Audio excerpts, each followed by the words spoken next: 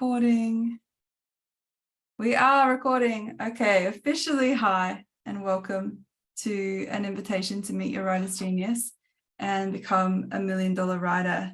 And my name is Ellie Dayton, for those of you who don't know me, and some of you know me really well. It's really nice to see some familiar faces, some new faces.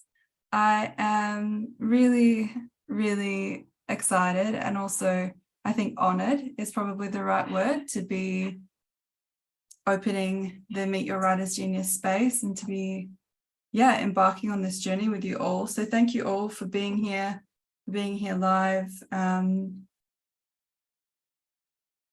going to turn my phone on airplane mode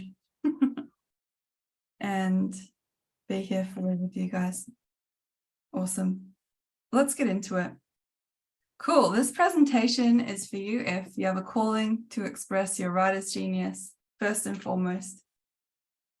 If you have an offering that's true for you to create and you want to do so without being dragged by your limitations, you feel as though there is more to your creativity and are willing to follow your heart to anchor it. And this is your year of authorship. This is the bit that excites me the most. And genius creativity. Who wants to write a book this year, or a script, or something like that? I can only see 5 of you, so you're going to have to put some emojis and some exclamation marks and things in the chat box. I can see Karen, Devin, Craig, Slay. You guys are it, me and you and everybody else. But please put something in the chat box so I know you're here.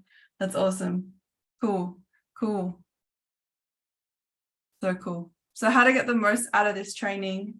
Unless you're watching this on your phone, switch your phone off like I just did so that you can be present, so that you can receive it, and take notes and receive the value. I'm going to go through some awesome structures that have changed my life, and particularly changed my life as a writer. And I definitely recommend you guys take some screenshots, write some things down, write the things down that jump out at you. We're going to have a great conversation, and I'll have time for questions at the end. So if you do have questions, write them down so that when I ask that, you remember what your question was. Choose to be of service to yourself. Choose to receive the benefit of this training. Be willing to let go of old ideas and stay until the end. I'm going to get the most out of it. Be here for it. Awesome. Cool. Tapping into genius. An orientation that draws only on rational, linear input is bound to past experience and external information. At best, it relegates us to a second-hand life, and certainly to the scrap heap of creative endeavor. Creativity, by definition, is the ability to make connections that have not been made before. So it's an awareness or consciousness that transcends the linear and the rational, that goes beyond the known, outside of time and space, and offers us a first-hand, original, visionary relationship to life, the universe. As ancient educators understood, we are actually all possessed of a genius, a creative spirit, and if we are to create first-hand original works blazing with clarity, inspiration, relevance, and passion, then the only way is to become truly educated, to bring forth and connect with our genius. This is an excerpt from the Meet Your Writer's Genius workbook, so written in the hand of William Whitecloud. And it just felt appropriate to start with his words to come into the space, because this is his training. But who would agree that if you write something, you want to write something from your genius, you want to write something from the voice of your heart, and not just from a voice that's been learned, a voice that society has put in you, a voice that is your mom's voice, your dad's voice, your brother's voice, your sister's voice, your teacher's voice. If you're going to write a book, you want it to be in your true voice, right? Your soul's voice, your essential voice. And that's what tapping into your genius is about. And to me, that's what stands the writer's genius space aside from other writing trainings out there. And usually I wouldn't say things like that on a webinar, but given that I didn't write this training, it feels really easy to say that. It's really true. to experience this course from Will. Compared to other ones that I've done. The difference is this course facilitates you in writing from your genius. And so we can lay to rest, the need to worry about story arcs and worry about what this character is doing in this chapter and how many words this page is going to have and how long your story goes for, and all these different considerations that we might learn if we're taught the skill of writing. When we rely on our genius, we can set a structure in place that naturally allows it to come through. Yes, it's for nonfiction too. I'm probably not going to answer questions actually from the chat box throughout, otherwise I won't get through what I've got here for you guys. So if you can hold your questions to the end, and forgive me for ignoring them from now on in the chat box while we're here. It'll just distract me. Cool. So who's keen to write from the genius? Let's put it there and move forward. Yeah, it's very exciting. Cool.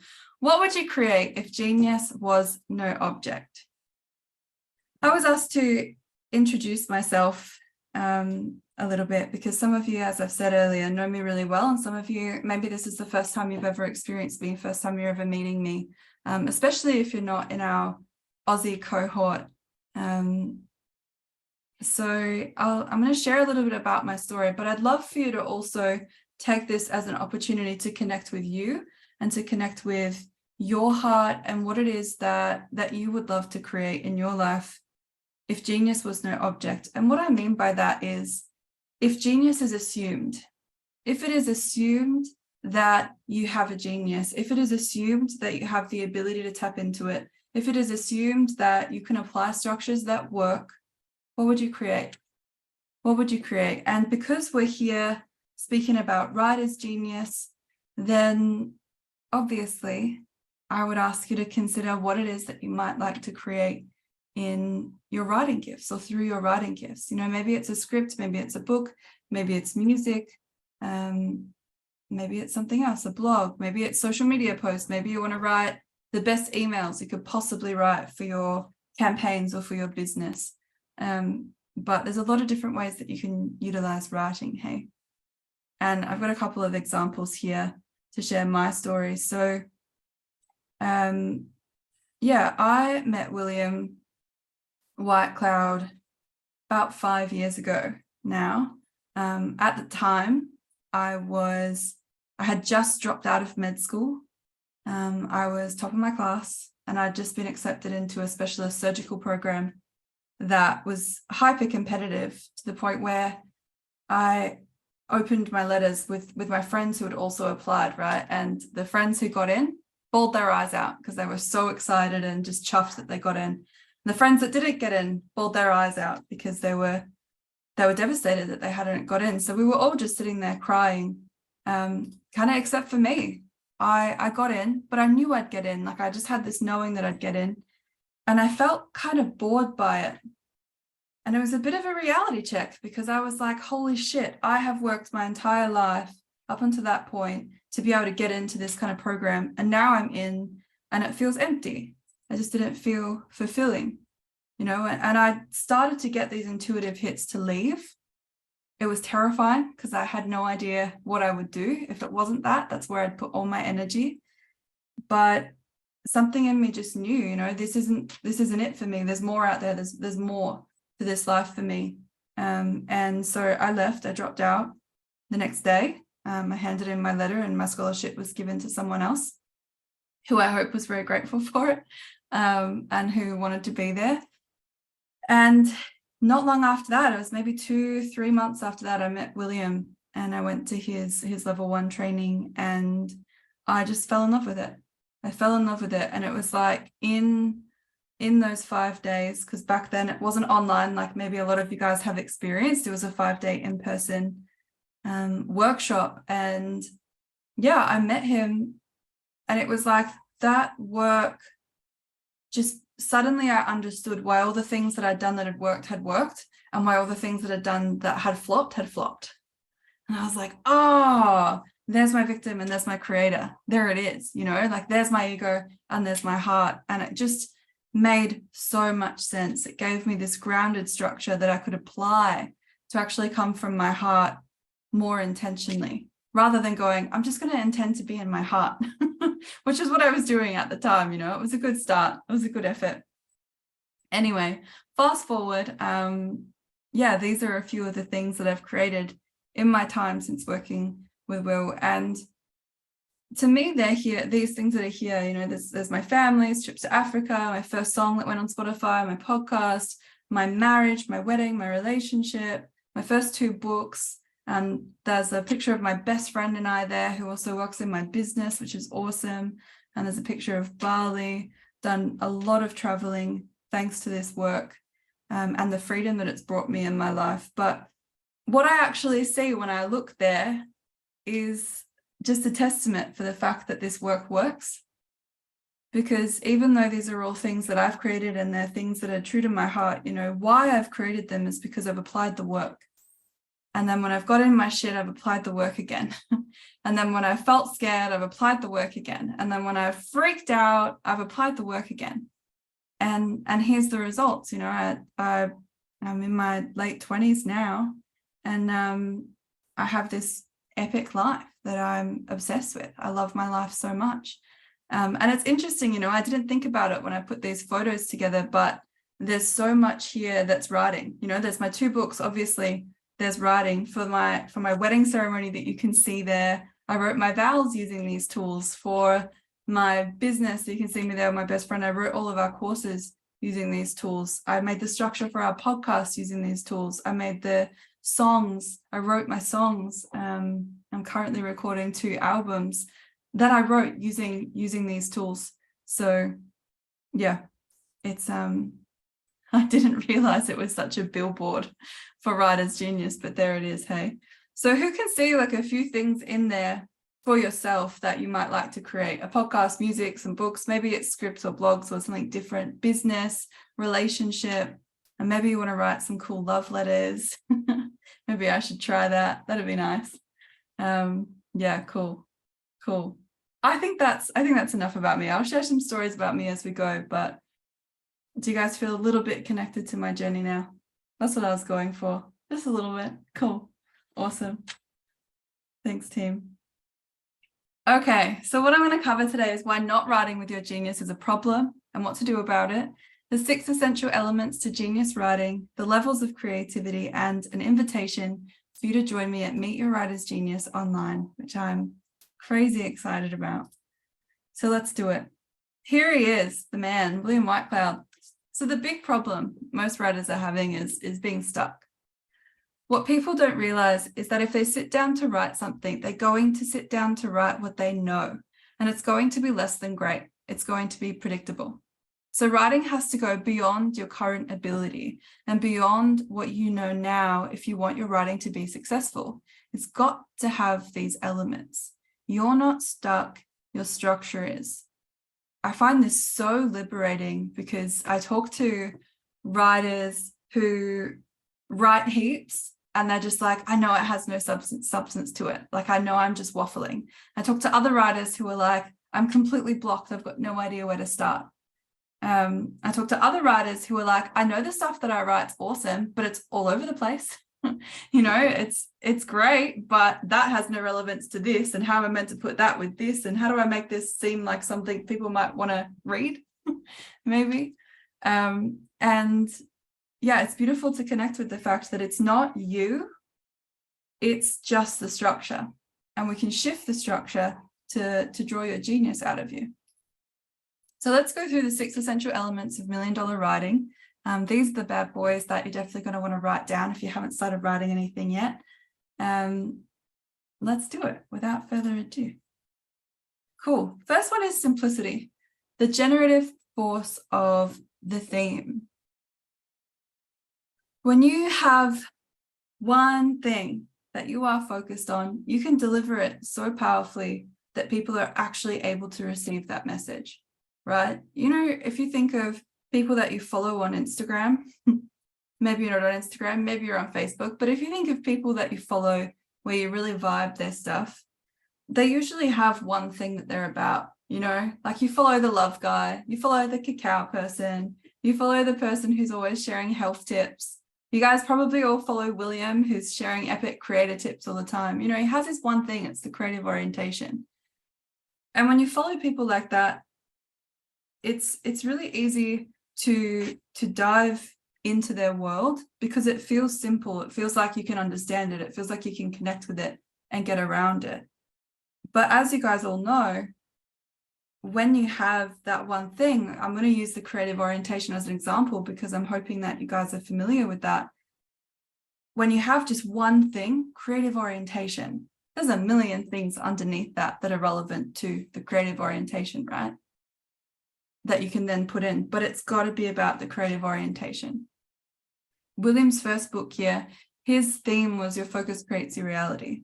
That's the one thing that his book's about. Who's read The Magician's Way, by the way? You can put a yes in the chat box if I didn't call out your name before, because you're still the same 4 people that I can see. Awesome. You notice how even though the characters are going through different things, there's different things happening, there's different conversations happening, you could kind of pick up each chapter and go, oh, this one's about focus. This is about how your focus creates your reality. That's what the golf's about. That's what the conversation's about. That's what the ride at the end is about. I don't want to give away any spoilers if you haven't read it yet, but that's what it's about. Your focus creates reality. So he holds that as a focus. It's simple. It creates this generative force that moves the story forward with a momentum, but then he's able to actually have little things coming off that support it. My first book, Ankara Codes, is about magic. The whole theme is magic is real, magic is real. And there's all these different things that happen, right? She's doing, the main character, Ankara's, she's doing sex magic. She's like talking to spirits. She's doing all these different things, right? But it's all about magic. She's walking through trees. It's all magic. It's all about magic. And it expresses in different ways. But there's this simplicity of like, oh shit, there's that magic thing again. And it just keeps this continuation through the story. It keeps it moving forward with momentum. It keeps it on path. It makes it easier to connect with. Can you imagine if there was like one chapter about magic and then the next chapter is about science and then the next chapter is about, I don't know, soil? You'd be like, what is this book about? You get lost, right? If you think of your favorite movies, your favorite books, there'll be a general theme that you're able to go, oh, that's what it's about. That's what it's about. Oh, that movie is epic because it's an epic love story. It's about love. It's about choosing love, you know, or whatever it is. I'll let you guys think of your own examples. Cool. Do we feel like we get that one? Simplicity, having a generative force. Amazing. Let's move forward. Unexpectedness. We have unexpectedness for the reader's delight. Who wants to read a boring book? Trick question. Probably no one. Cool. But who wants to read a book that's exciting? Who wants to read a book that you can't put it down because you've got to read the next chapter because the chapter just ended on this cliffhanger and you can't go to sleep because all you're going to do is think about the book anyway. So you might as well just read it. Right? We do the same thing on Netflix shows. I don't know about you guys, but if there's a good series on, it's like, I can't go to bed. They did a cliffhanger. Good job. You've got me. Here I am. I just surrender the need for sleep tonight. You keep going. You keep going. Unexpectedness keeps the readers on their toes. Who's watched a movie or read a book where you just know everything that's happening before it happened and it just kind of feels like you're reading in your comfort zone? It's like, oh yeah, this is so safe. Like I can just keep reading. It's all good, all good. Game of Thrones is an epic example of unexpectedness. Anybody's watched the very first episode of that and you meet the main character and you think, oh, this is the main character, but he's dead at the end, before the end of the first episode. It's like, oh shit. It just kind of sets this pretense for that show where it's like, no one's safe. Anything could happen. I'm now going to be on the edge of my seat for the rest of this adventure. And that's so what it's like, right? As a series, sometimes you get a nice 5-minute moment, but for the most part, you're on your seat. Things are happening. It's unexpected. There's this, it's going on, all things going on. So that's what we want to write, right? When you write from genius, if you think about it, the definition of creativity, putting things together that haven't been put together before, you're going to create shock. You're going to create something that makes people go, oh my God, I didn't see that coming. And then they have to keep going. It's so cool. And I know that William gets messages like this too, but I get messages probably once or twice a week from someone saying, screw you, I didn't sleep last night because your book arrived and I read it in one sitting. But also thank you, it was really good. And it's because of these unexpectedness, it's because of those cliffhangers that keeps the reader in delight. And before you know, time's passed, you've watched 6 episodes of that series, or you've read the entire book, and now it's 3 a.m. Who wants to write a book like that, right? I know I do, like, obviously. I already did it, but I don't want my next books to be boring. That wouldn't be very fun. Cool. Do we get this one? Can you guys resonate with why this needs to be in there? Yeah. Dope. Concreteness. Cool. Concreteness. Write this down if you haven't already. You want your story, your book, be it fiction or non-fiction, to be easy, visual, and clear. And forgive me, hey, if I'm going to keep saying books. There's so many ways, like I said before, that you can apply writer's genius, like writing your vows or writing your music or your blog or whatever. But please just agree with me that when I say book, I mean whatever you choose to write, so that I don't have to list it every single time. Cool. So concreteness is about making the volatile fixed. Who's done alchemy before? Few people in the house, I hope. Concreteness is about making the volatile fixed. When you're writing, you're communicating something that only you can see right now, right? Only you have a grasp of it as you're communicating it. And what you're trying to do is have somebody else see what you're seeing, feel what you're feeling, connect with what you're connecting to, understand how those characters connect in the same way that you do. And it can be a bit of a thing that people, that authors do, that writers do, where we forget to give those details. The teachers do this, right? You're teaching a workshop for the first time, and it's like a beginner's workshop in whatever you're an expert at. And so you're coming to that place with this expert opinion. You're writing a story with an expert understanding of that character. You're writing your non-fiction tell-all book about yourself with an expert opinion of your life. But the people reading it, they're meeting it for the first time. The people come into that workshop, they're tasting your work for the first time. So if you come at them in a communication where you expect that they already have the same context that you have, they're going to miss the point, right? So we want to have an intention when we're writing to hold concreteness, to have easy, visual, and clear writing, to deliver that context in what we're sharing. Who can think of an example? And I'm not going to ask you guys to share because otherwise that'll go forever.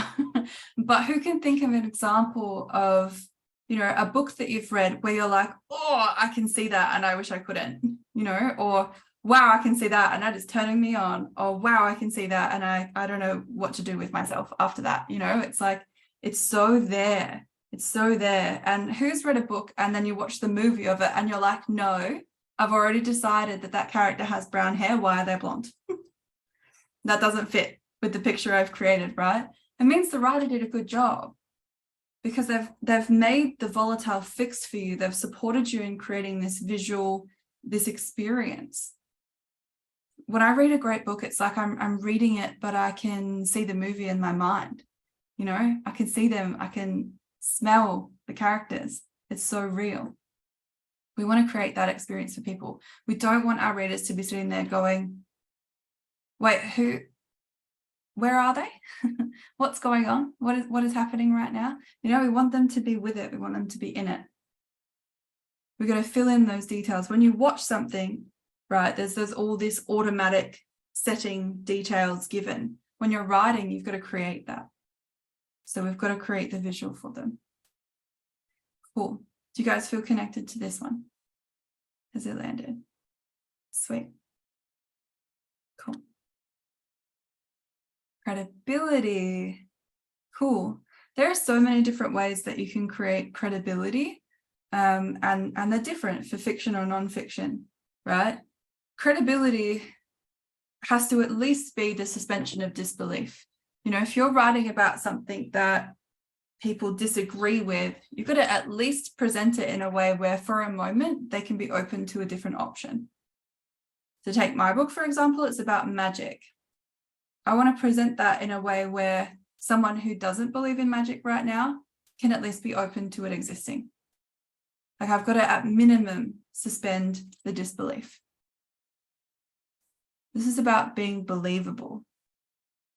A really cool example of this is to think of like when a doctor writes and I mean, it's going to depend on your relationship to the health system, which is a questionable topic to bring up in a public space these days, but here I am, I did it, so here we are. But if you think of your relationship to a doctor, right? If a doctor writes a book about, health, are you more likely to read that book than just, someone's name, Patrick? If the person on the cover just says doctor something, even if it's not about health, it's about psychology, if it's about vulnerability, if it's about anything, if the title just says doctor someone, it automatically gives us credibility, right? Automatically you're like, oh, this is someone. They've done some work. There's a reason they get to be on this stage and share this. Another one is when, there's like a little quote at the top that says New York Times bestseller. You're immediately like, oh, this must have gone all right. Like, this is obviously a good book. It gives like this credibility to what they're sharing.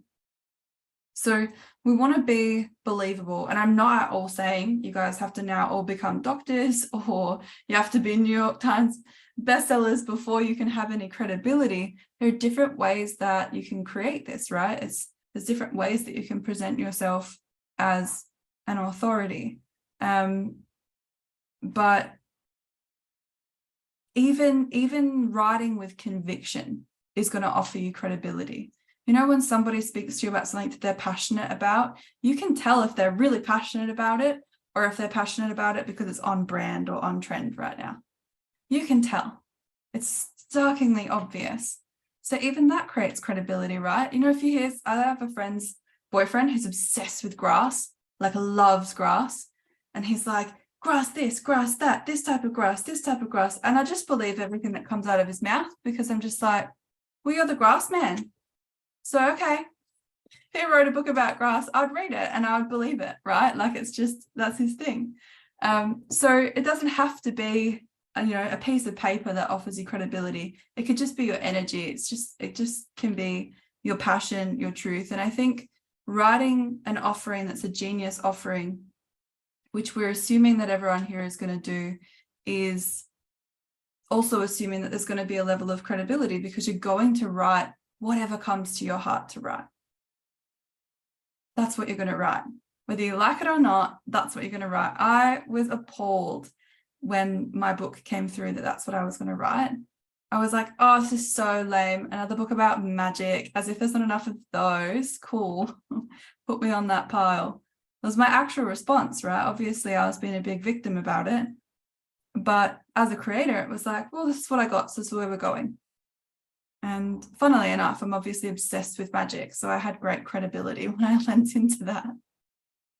But does this one make sense? Credibility, can everyone think of a way of creating credibility, be it passion, authority? Yeah, cool. Thanks for playing, and thanks to those of you guys that are just going, yep, smiley face, yes, exclamation mark in the chat box. It's nice energy, I appreciate it. Emotion, to captivate and bond for your audience. Who has ever watched a movie or read a book and literally like fallen in love with one of the characters? Even if it's nonfiction, you like become obsessed with that person because you just love how their brain works, or you love the way that they articulate something. And who's read a book where they were like, oh, when I read a paragraph, I start to fall asleep because it's just dry. It is just so dry. I've watched movies like that too. It evokes emotion in me, but it's not to their credit, We want to evoke emotion in people from a space of connection. And to be a genius writer, to be $1 million writer, which is what these elements are for, $1 million writing, we have to connect with it. Have you ever recommended a book that you felt dry and bored by? to someone? Would you ever say, oh my God, you've got to read this, it's amazing? Absolutely not. Well, I wouldn't. I'd be like, no, look, the cover's nice, but don't buy that book. Not if you want to try and stay awake. But if I read a book and it touches me, I read a book called The Expected One last year, and it was I was so touched by it. I was in bed and my fiance at the time was asleep next to me, and I was sobbing. I was like bawling my eyes out, shaking the whole bed, and I couldn't put it down. It was like 2 a.m. So I was doing a good job. It was unexpected. It was emotional. It was credible. I was like all wrapped up in it. And I'm shaking the bed crying. And in her sleep, Claire's just like reached over. She's just patting my leg. But it was such a great book. And I have bought that book for people. I've sent it to people. I ran a book club. I run a monthly book club. I ran a book club session on that book. I tell all my friends to buy it. I've like lent it to several people because it emotionally captivated me. It changed me. It changed me. The way I viewed relationships after I read that book was totally different. Totally different. And this is feedback that I received from my books too. That someone would be like, oh my God, I just read chapter 31. And I'm like, oh, did you cry? They're like, yeah. I'm writing my third book at the moment now. I'm nearly finished it. And we had a power outage here a couple of weeks ago. And I went to a cafe to write. And I wrote a sad chapter. And I'm in the emotion when I'm writing, right? And you guys will be too. And I'm sobbing. I was sobbing. I was writing this sad chapter. Something was happening to the character that I didn't want to happen. And I was like, no. And I was writing it. And I was sobbing. And this beautiful old couple next to me, they were like, excuse me, dear, are you okay? And I was like, yeah, I'm living my best life. I'm just writing my book. They're like, okay. I was so emotional, but I'm captivated. So, you can feel that energetic imprint. Someone reading it is going to be captivated. And you're going to want to be in it. You're going to want to be around it. Same thing with like a TV series. If you're a scriptwriter or a blog, like I will not read your boring blog that makes me feel nothing. I won't. I might be your friend and say, hey, well done for following through, but I won't read it. But if I read it and it's like emotional and I'm captivated, like I will be subscribing to that. And I'll make time to sit and connect with it and have a cup of tea when I do read it. Cool. I think the emotion piece is pretty clear for people. No one wants boring shit. We good? Yeah. Cool. Give me some love in the chat box, please. Let me know that you're with me. I like the dance moves. They're definitely my fave. Cool. And the emojis. Tell so much about people from the emojis they pick, hey? Reveal yourselves to me. Thank you. Cool. Okay, next one, stories. This is our job, the writer's job. Give the reader drama and reinforce the other elements. That's what stories do. That's what stories do. I really love this one. I love that the truth that rings for me in that we've been telling stories for thousands of years as a species. We've been gathering and sharing wisdom and just doing the old storytelling around the campfire, And when you think of it like that, it's like, oh yeah, we all have these epic storytellers inside us. Whether we have formalized that and realized, oh wow, I have a genius gift of telling stories, or whether you just think that you're the friend that tells great stories at the dinner party, here's an opportunity to start to reframe that. We're storytellers. Our job is to offer a journey to our readers. And again, this is true if you're writing fiction. Obviously, fiction is a story. I hope your fiction is a story, but it's also true in nonfiction, and we can have a think of those of you who's read Secrets of Natural Success, William's nonfiction book, his most recent release. It's okay if we forgive you if you haven't, but do it. He tells stories in it, right? Can you remember, you can just thinking of the book, you can think of a couple stories in that book that come to mind. We tell stories in workshops, for example. I've told you guys some stories today with different examples that have supported each example making more sense, right? Each thing making more sense. The more I tell a story, the more it's like, oh, yeah, I'm connected with that.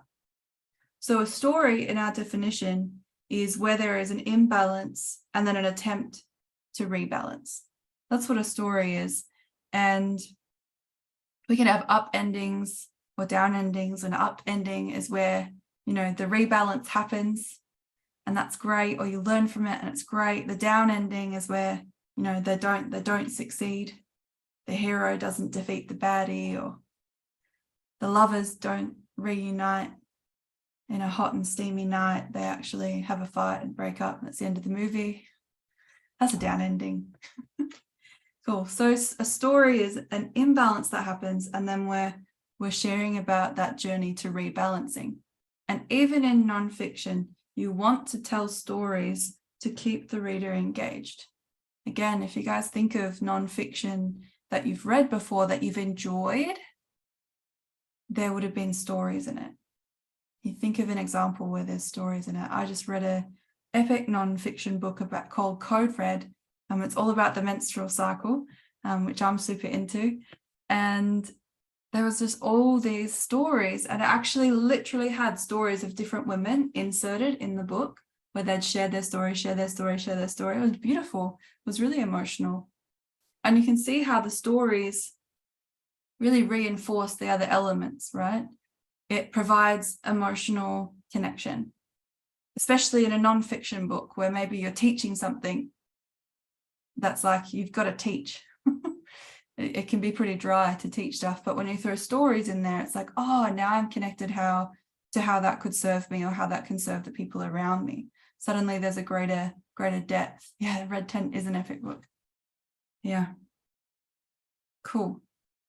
It also adds credibility. Like when I was reading that Red Code book, for example, there were stories coming in of women saying how they'd applied the work mentioned in that book and had results. There's the credibility. It gives it concreteness. Suddenly it's real. It's not just this volatile concept. It's this fixed creation, a fixed result that I can see in the story. Or sometimes, you can see the fixed result of, oh, wow, they didn't get it. And that character doesn't have a very good time because they don't apply the learning, right? Cool. I think we got this one. Do we feel cool with the stories? Yeah. Yeah, the dance moves. Thank you. Cool. Okay. So levels of creativity. So there are 6 things. Let me just go back over those to make sure that you guys all wrote them down. Simplicity, unexpectedness, concreteness, credibility, emotion, stories. Cool. So having a look at levels of creativity, we've given some examples of these already today, and I'm not going to spend too much time here because I'm operating under an assumption that a lot of you guys are familiar with this premise. But let's move through, right? So we go from unskilled imitation, skilled imitation, low-level derivative, high-level derivative, innovative or inventive, and genius. And definitely, when I look at that list, I can think of times, and I'd like you guys to do this with me, but I can think of times where I've been in these different levels. Like, can you think of times where you've been unskilled at something and you're just having a go copying someone? I mean, we all have, right? We all learnt to walk at some point, or we all learnt to talk, or we all learnt to join a Zoom call at some point. And then skilled imitation, you get good at copying people. Who can think of an example of doing that? You get good at copying people. And then derivative. So derivative means now we're starting to think for ourselves just a little bit. Maybe you just make one little tweak. So it's a low-level derivative. It's 90% someone else's work, 10% your idea. Low-level derivative. Maybe think of an example when you've been that. And high-level derivative, where you're actually, someone else's idea inspires a great idea from you. And it's pretty good, but it's based off someone's idea. So it's still based off something external to us, right? It's not coming from that internal guidance. It's still based off something external. Same with innovative, inventive. It's better, it's great, but it's still based off this external thing. And then genius, where we're putting things together that have never been put together before, where we're writing and words are happening that you've never heard that word before, but then you Google it later and it fits perfectly. Like, oh, what a cool word. My vocabulary grew just from writing my books. And it wasn't because I studied a dictionary, promise. I'm not going to ask you guys to do that. Cool. So who looks at that thing and goes, okay, well, I obviously want to be a genius. It's really all I wanted to get out of that side. It's like, that's what we're here for. Anyone can be any of those other ones, right? You just need to put in enough blood, sweat, and tears and you'll get it. But genius is what we're actually here for, I believe. Cool. Tick. Cool sunnies, the shades. Yeah, cool. Thanks for the good energy, guys. Okay, so some big mistakes. I'd love you guys to put a 1, 2, 3, 4, or 5 if you relate to any of these. Number 1, you weren't taught to focus on your natural ability. And let's keep this focus to your writer's genius, hey? Logic versus intuition. Maybe you've been told, oh, if you're going to write, then you need to think about your word count, plot out your entire story, do this, do that, and then you can be great. Then you can be great. You know, this real logical approach versus intuition. So who wasn't taught to focus on their natural ability? I wasn't. I had super encouraging parents that were like, you can do whatever you like. But I didn't have a teacher that was like, here's how you pull out your gifts. I didn't have that. It was like, oh, here's how you do this equation. You can do it, tick. You can't do it, fail. Oh, okay. You know, okay. 2, been focused on what it means to be a writer, not actually writing, which is a negative end result. Who thinks of writing and suddenly goes, shit, what if my idea's lame? What if nobody likes my stories? What if I write too much? What if I can't get a publishing deal? What if I don't know what to put on the cover? What if I don't know what to call the characters? What if I offend people when I write? What if everybody suddenly hates me and my brand is dead forever because I wrote that thing that offended people? My first scene in my first book is a sex scene. My grandparents came to so I had 3 here at the time, and they all came to my book launch, and I was just shitting my pants waiting for them to read it. I was like, oh, you guys don't have to come if you don't want. Oh, and you know, they loved it. My grandmother cried when she read the sex scene at the book launch. She cried and she came up to me and she said, is this really what your experience of love has been? And I said, yes. And she sobbed. She was like, that is so beautiful. It was stunning, you know. So my point here is it doesn't matter what your reservations are, right? It was the first thing I said to my editor. I've got swear words and sex scenes in my book. And he was like, have you seen Game of Thrones? I was like, oh, yeah, okay. I'm over it. Cool. We're writing what we're called to write. We're not judging it. We're not worrying about it. It's a waste of our energy. Number 3, you're missing essential elements. Maybe that's the case. We've gone through those elements and you go, oh, okay, I didn't have that. Or I haven't thought about that one before. Number 4, you lack self-belief and you think it matters. It kind of bounces off the number 2 there, right?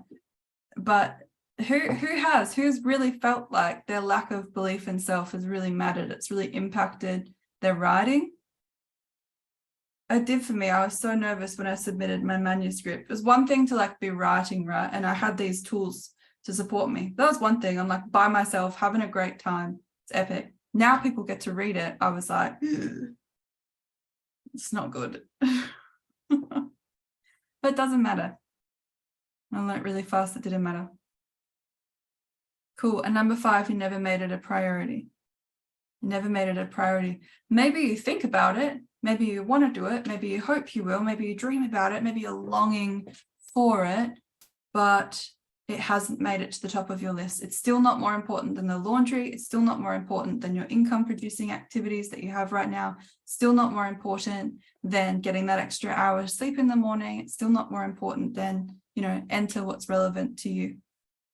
He never made it a priority. I heard William talk about this one himself in his experience. I can't remember which book he was writing when he did this. It might have been The Last Shaman, but he was away on back-to-back safaris when he was writing The Last Shaman, and he actually just got up an hour early every day to make sure that he wrote, because that was his commitment to himself. He was like, I've got to write. I know how many days is like a flow state for me to write for. Like, I know that he knows that for his process, he writes every day. Might not be true for everyone. I'm not saying take on that condition, right? But that's his flow. So he was like, so I sacrifice that 1 hour of sleep and I make my writing a priority. And I get up and I write, and then I go teach and serve and have fun and fuck around and banter and all the things that he does, you know, but I make it a priority. Cool. It's not your fault, but it is within your power to shift. Who looks at this and goes, okay, yeah, I can shift some structures here? Because that's what it's about, right? It's not about saying, oh no, I've been doing 2, 3, and 4. It's like, fuck yeah, I've been doing that. I can shift that now. I can actually apply a different structure. Yeah, you can. Cool. This is a photo of my my team breaking my brain with structure. Number 3, the essential elements, the elements that I just went through, the credibility, the emotion, the story, etc. So you're missing one of those when you're writing. That's what I mean by that. Cool. The solution: transcending your limitations and actualizing your genius to create an offering. Okay, time to get a little bit excited. Who's excited to do that though? Like to transcend your limitations and actually create an offering that's from your heart, that's what you want to share with the world, it's what you want to be delivering, right? So true nature and purpose, to create those things. Yeah, it actually makes me a bit emotional. It's cool. So become a writer's genius. And that's what we're here to talk about today, to reliably access, your Apple mouse that goes all over the place. That happens to me all the time. Sorry, team. Become a writer's genius, reliably access your genius to create an offering. That's what this is about. Transcending your limitations, having an awareness of them, sure, but letting them dictate your reality, absolutely not. We're not doing that anymore. We're creators. And joining the $1 Million Book Club. And, you know, our premise around the $1 Million Book Club is that when you create an offering from genius, it has this energy, it has this momentum where people want to share it. People want to tell each other about it, you know. It just takes off with itself. And whether the $1 million come from literal exchange of, you know, people buying your books, or whether it comes from the right person buying your book and offering you a movie deal, or a lot of people having your book, but then them coming to work with you as coaching clients or in your business or whatever else you do in your life, it becomes a channel, right, for that flow.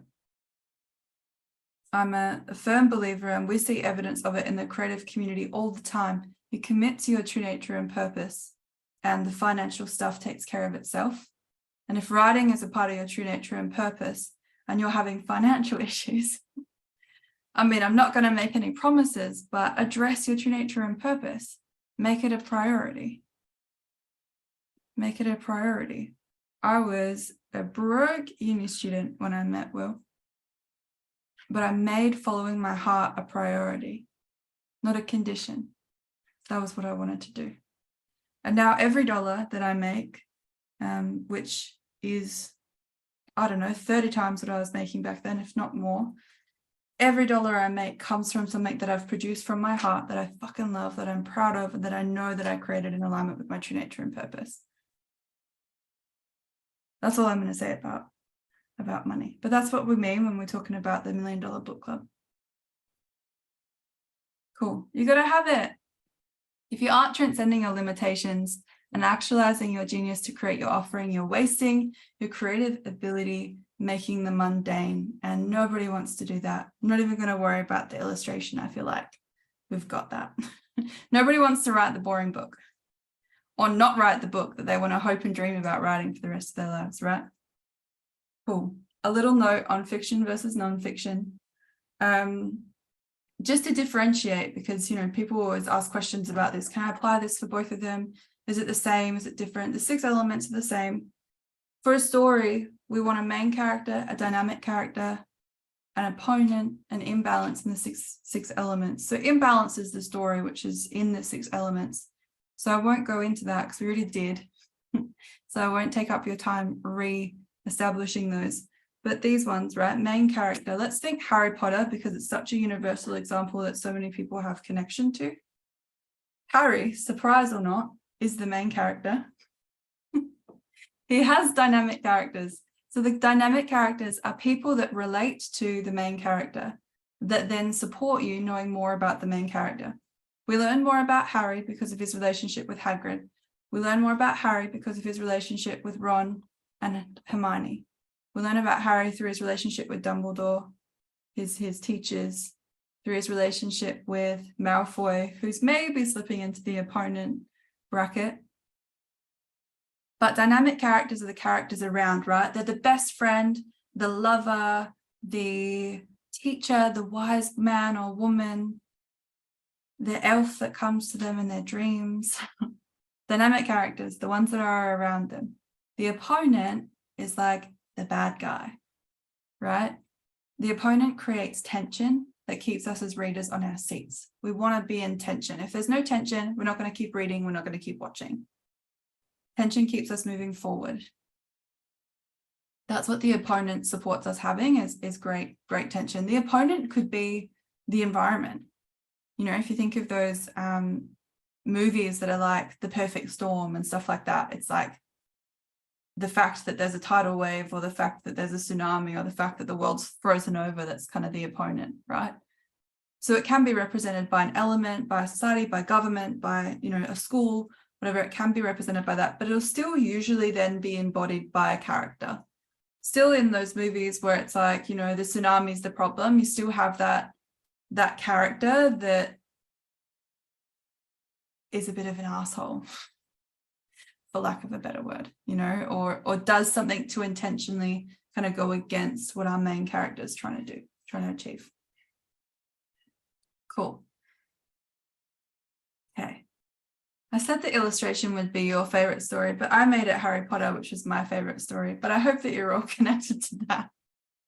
If not, think of your favorite story and just notice, oh, there's a main character, there's dynamic characters, there's an opponent. And sometimes if it's like a monologue, that'll all be internal, right? There's like the central part of their personality, that's the main character, but then they've got like all these different dynamic characters going on, there's different thought waves coming through. We can be our own opponent, right? Our ego could be our opponent. Okay, and transformational nonfiction, which is what we're about here, right? For nonfiction writers, we're about structuring transformational nonfiction. So this is probably not the space for you if you want to write the next dictionary, unless you'd like to add some transformation in there somehow. Cool. In transformational nonfiction, we want a theme, we want a premise. Theme we already spoke about. A premise is like how it works in that world, how it works. Focus creates your reality is a premise. We all have a heart is a premise. It's like how it works.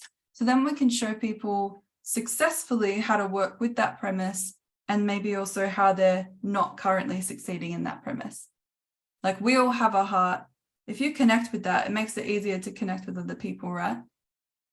If you remind yourself when you're in conflict with someone, okay, we both have a heart, we're both doing our best, you can connect to the heart, it's easier to come back into balance with that person.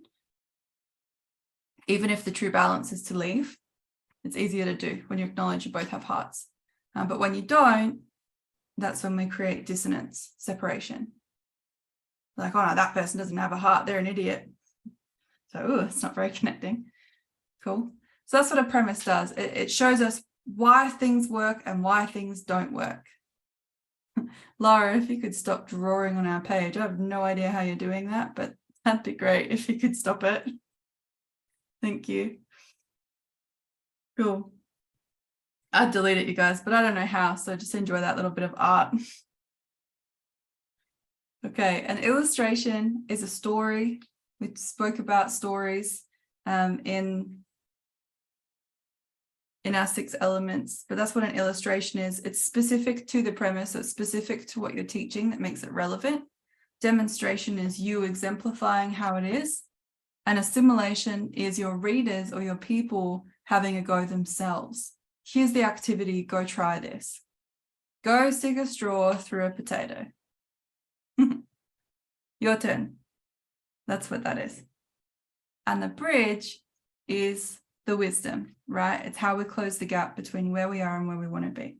So we need to have these in transformational non-fiction. Cool. And the 6 elements, because we could do that and be boring, right? We could do that and it be emotionless and no one would want to read it. It could be amazing information, but no one would want to read it. So we've got to have those 6 elements in there. And I've put Secrets of Natural Success as an example. Cool. You guys vibe the difference? Awesome. They're big topics to cover in one slide, but I promised it'd be in here, so it's in here.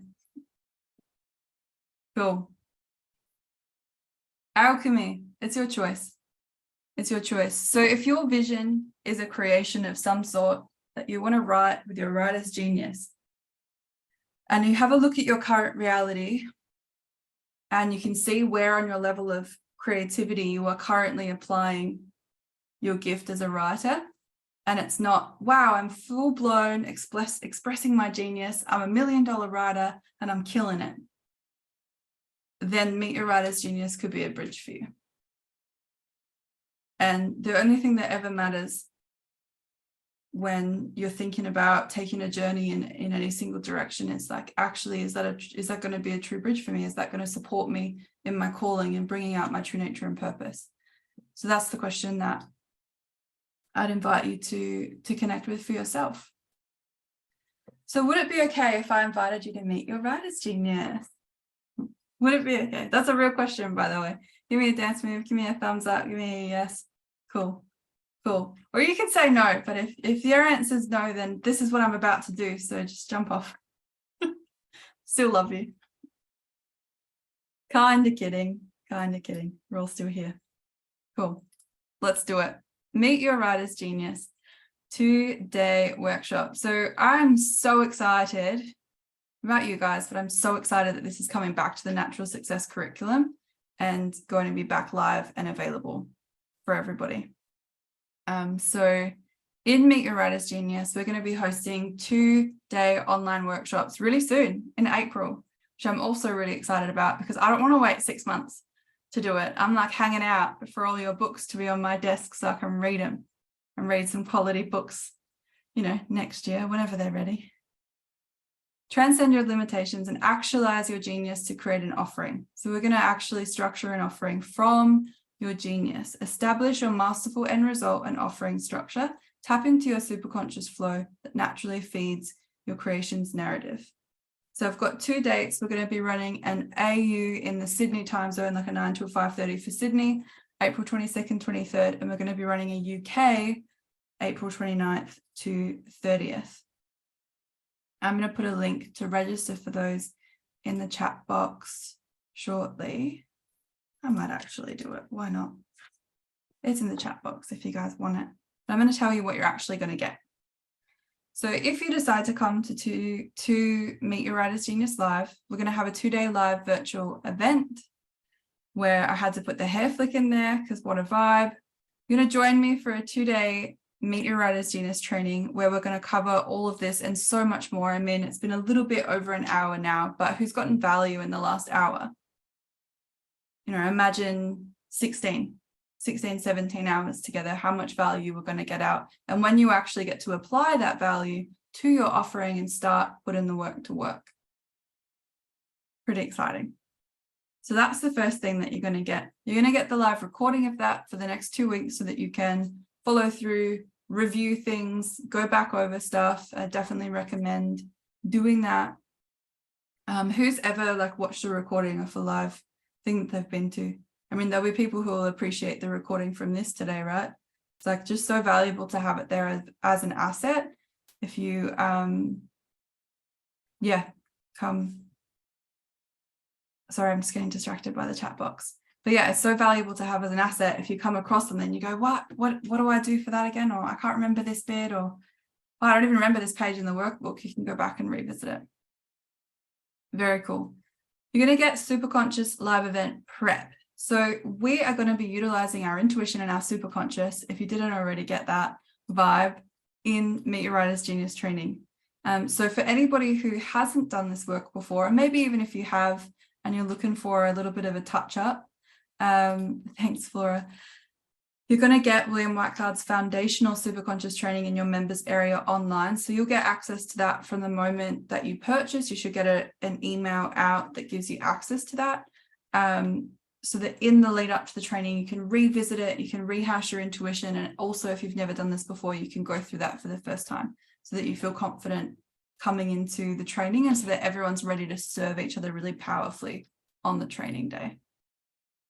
You get access to our writers community. So we have a Facebook group where other grads of Meet Your Writer's Genius are hanging out, and it's really cool. You know, you see when people come back and they're like, oh, I've got a call in to write a new project. Who wants to jump on and go through some of the tools together? And people can jump on, they support each other. It's exciting when someone launches something, like they launch their blog or they launch their thing, everyone goes, yay, and like celebrates, and lots of people will go support that offering, which is really cool. It's just a really beautiful, beautiful space. So you'll get access to that. I'm creating some meditation audio files, which are awesome. So these are plug-in practices to support your writing process. They're going to be uploaded after the live event, so that they're listened to in context, because what these are, they're going to be like a plug-in practice. So you can go, okay, I want to write today, but wow, I'm in my shit.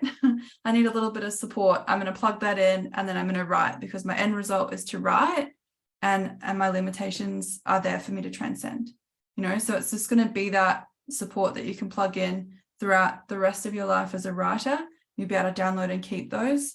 So I'm really excited about that. And we have a couple different ways to support you getting into your writer's flow, and also to support you meeting your muse when you're stepping into a new project in the future. Because I assume that you guys are geniuses, so you're probably not going to just write one thing and then be done with writing forever. Assuming, right? So this is so that it's not just you come for the one weekend and then you go, wait, what was that process again? Because you were writing for 3 months, then you don't write for a while. And you want to have access to it. We want to make sure that it's available for you. So you download those. Cool. Just to touch on, the number one reason people often don't get started is because they think they'll do it later. It's not the right timing. I'm going to do it later. I'm going to, when I feel called, or when I have this in my bank account, or when I have this amount of time, or when, you know, but later just to me is, it's bullshit. You know, I don't want to be myself later. I want to be myself now. I don't want to be myself in 10 years. I want to be myself now. And yeah, I understand that I'm going to unfold into myself, and so are you, right? We're all just unfolding into ourselves as we go best we can. But forgive me in saying, I think we should all unfold now. Whatever our next fold is, right? Rip it off now. Let's go now. Don't wait. If you have a calling, go. And you know, when I got my write a book bridge, anyone who does choices knows what I mean by that, but it's basically like a next step that you receive intuitively each day. And I just got write a book, and I was like, that's not a one next step. That's a big project. You can't just put that there. That's rude. You know, I had so many reservations, but that was my intuition just going, hey, it's time to write. Let's go. Let's go. And I got to it, and I wrote my book in 5 weeks. And it's changed my life in so many ways, but it would have been easy to not do it. So I've just put that there as like a little kick up the bum for anyone who needs it, as a gentle, loving tap. But I hope that it inspires you to be yourself now. So I've got the details here again. For Meet Your Writer's Genius 2-day workshop.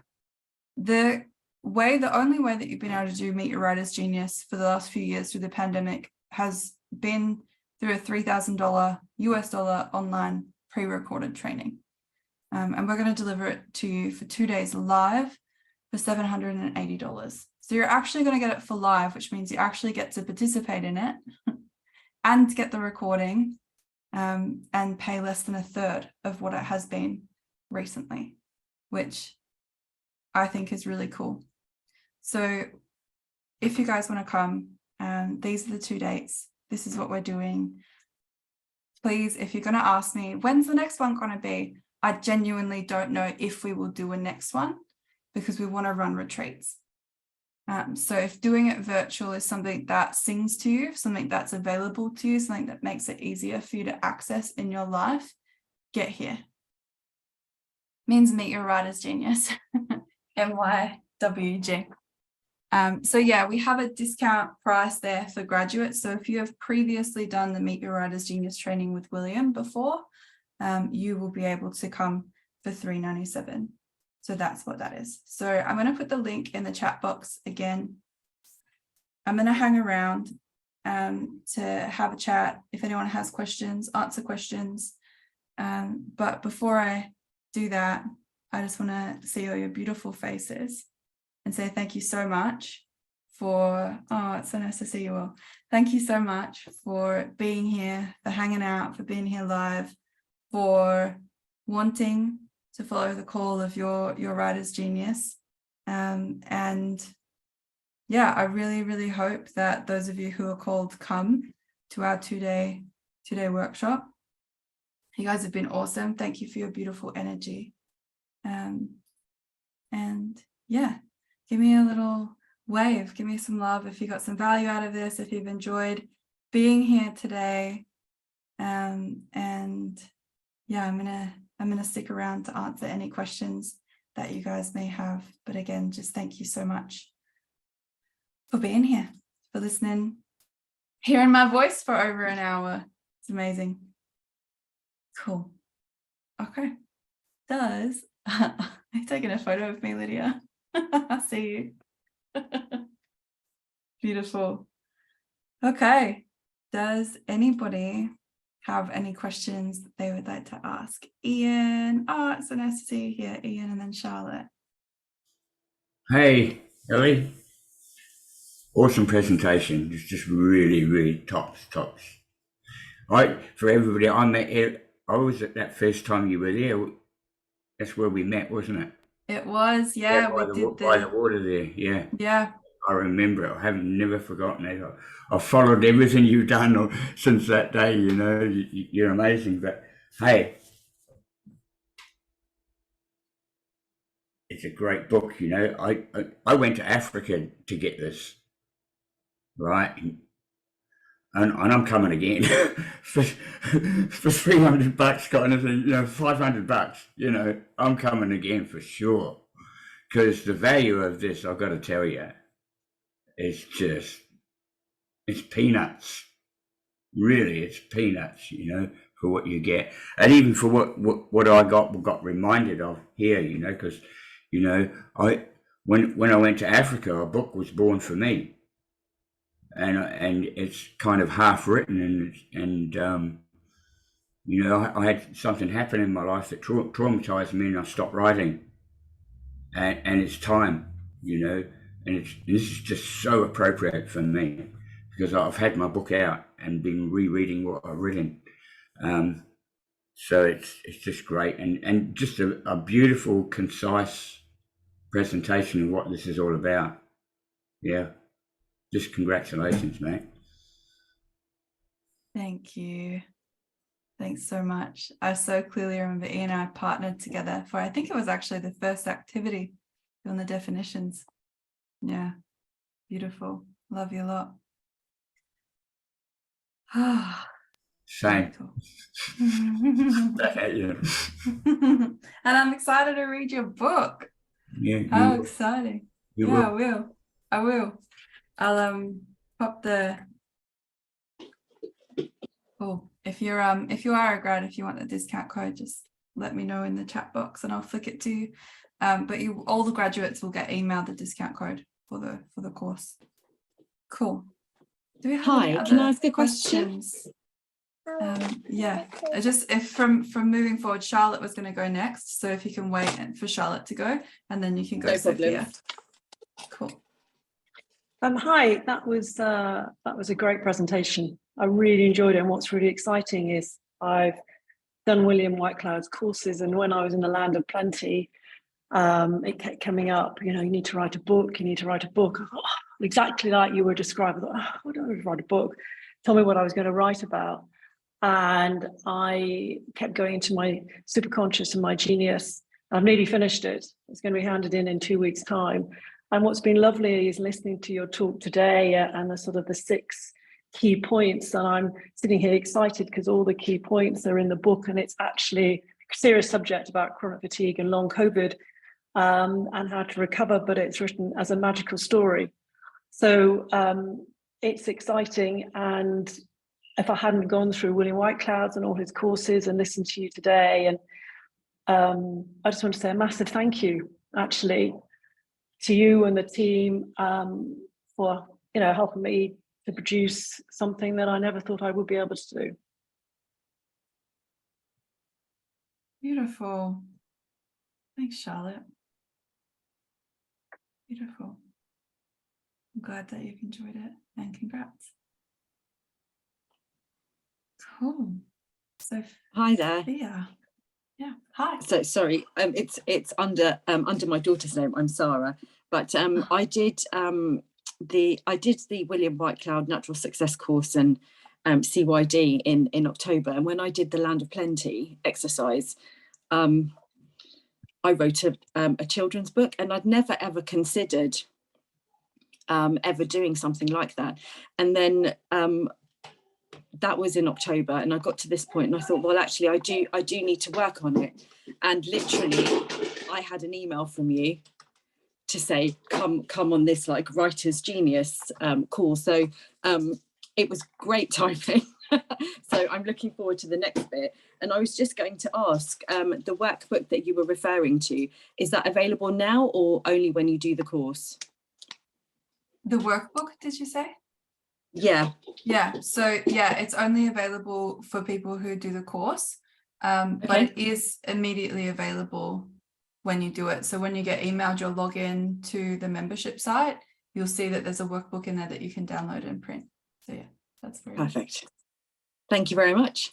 And thank you for sharing your story as well. It was amazing. Thanks. Yeah, you're welcome. It's beautiful.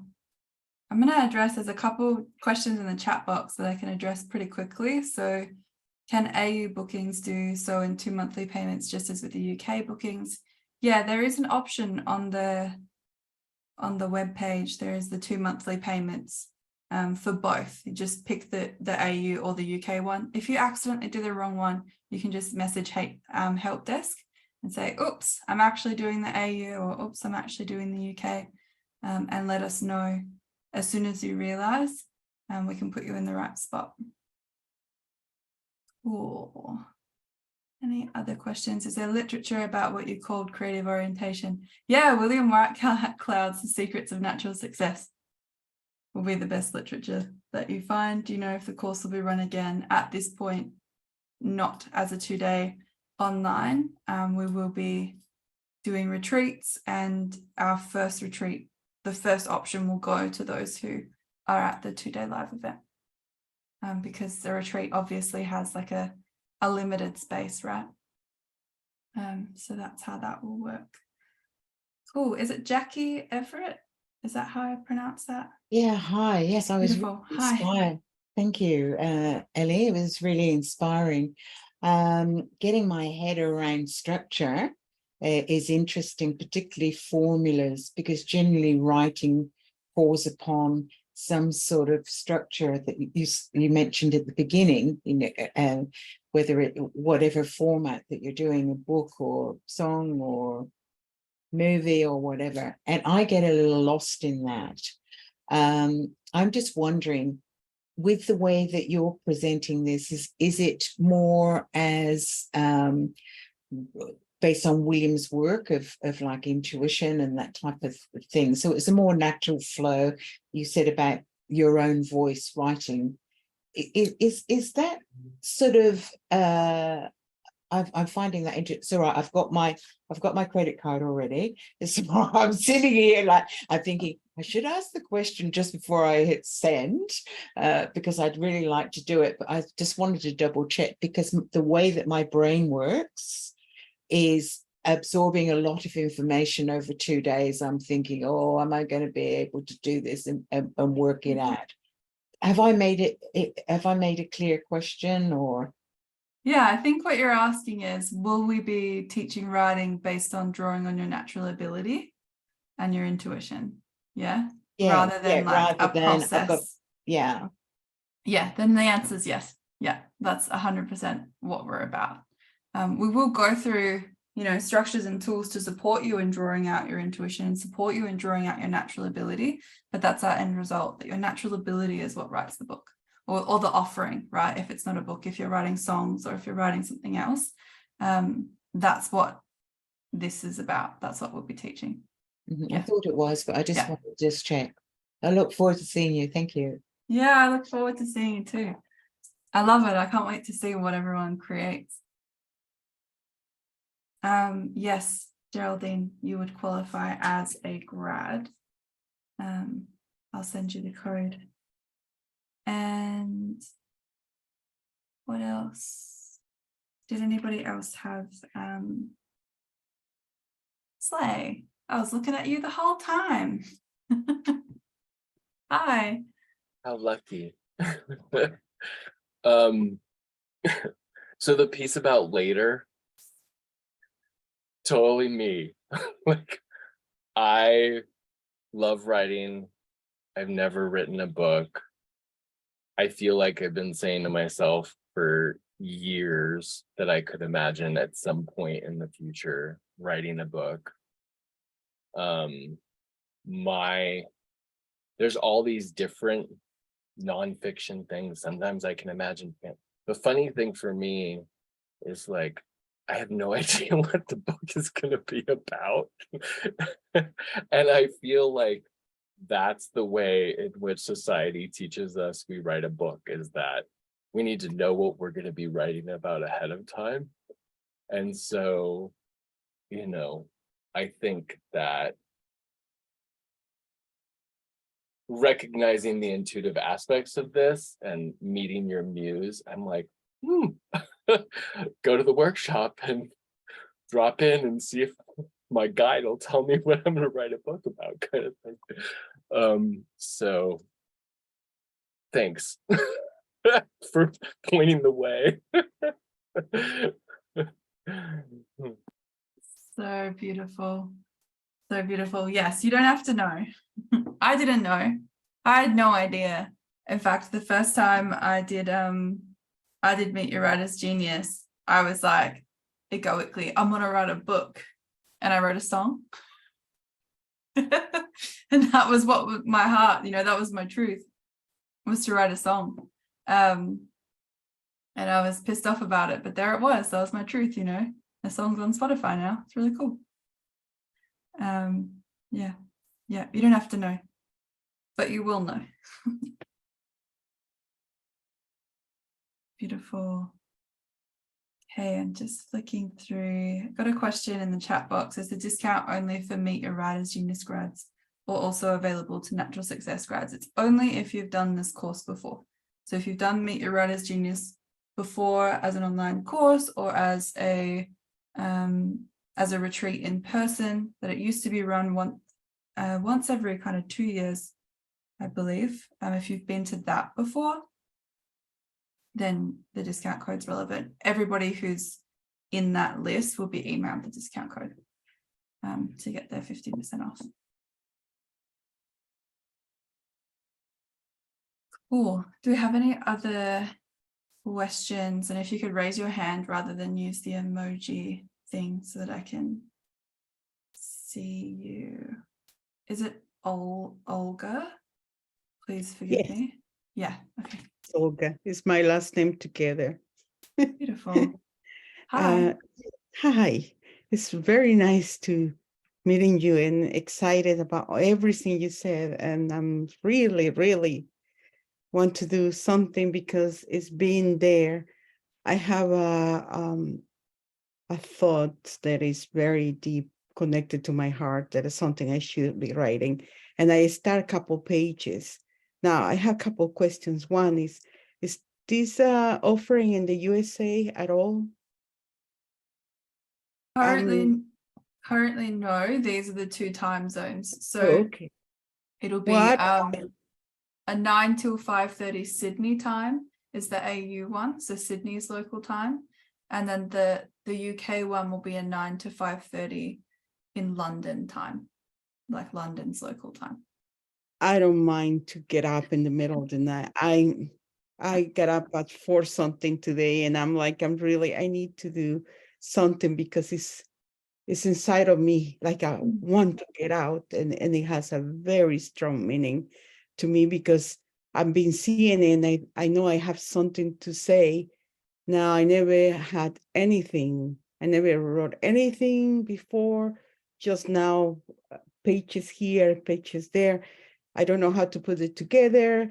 I know what I want to say, and I know it's very important. It's very healing, and because it's my own story that I went through it.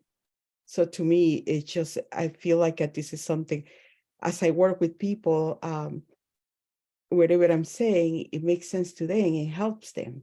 And I'm thinking, yeah, this needs to be shared, and it's calling. And sometimes in the middle of the night, I wake up and I'm like, I meditate. I'm like, okay, I know I have to do it. I just don't know how to. And that's what I'm here, because I need guidance. I like I said, I don't know so much of anything, but I know that I'm in the right place. I feel strongly that I am here for something. So anyway, I never have I took the super conscious with in Williams, and that is totally amazing. So I'm like, yes, it's waking me up. It's like, yes. And I didn't know I have intuition. I thought I have intuition, yes, but this is like to me, taking his class is like, oh, that's what it calls. Oh, that's what this is all about. So it gives me a lot of self-confidence that, yes, it's possible. And yes, I don't have to have all this training. It's very simple if I really have something, if I dedicate, if I have the time to do it. So I thank you very much. And yes, I will take, and like I said, I don't know what time it is, but I want to, so you'll see me there. And I know that the help is coming. I can feel it. So thank you very much, and all for the sharing. Thanks, Olga. Beautiful. I'm excited to see you follow your call. It's a beautiful thing, hey, to be energized by your calling. Like, oh yeah, I can get up at whatever time, or I know I'm going. Now, I've definitely had a lot of experiences in my life where it's been like, oh, how am I going to pay for that? Or how am I going to get that time on for? How am I going to prioritize that? But I don't know, I'm going. I don't know, but it's going to happen. Yeah, I've got up for some weird Zoom call times too. Cool. Thank you.